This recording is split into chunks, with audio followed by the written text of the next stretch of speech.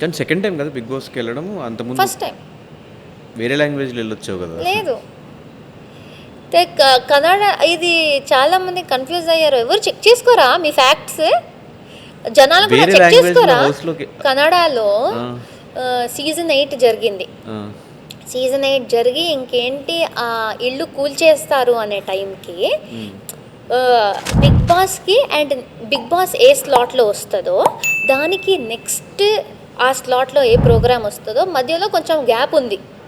ఇప్పుడు ఈ వారం బిగ్ బాస్ ముగిసిపోయింది అండ్ నెక్స్ట్ వారం ఇంకోటి రావాలి కదా, బట్ ఆ ప్రోగ్రామ్ ఇంకా రెడీ లేదు.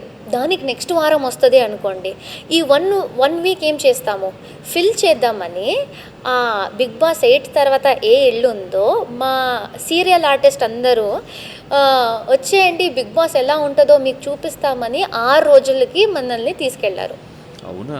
6 డేస్కి బిగ్ బాస్ అనే ఇల్లు ఎలా ఉంటుంది, లోపల ఉంటే ఎలా ఉంటుంది అనే ఎక్స్పీరియన్స్ కోసం ఫర్ ఫన్ ఏదో మ్యూజియంకి వెళ్ళొచ్చినట్టు కన్నడ బిగ్ బాస్ సీజన్ 8 తర్వాత ఇల్లుకి వచ్చాను.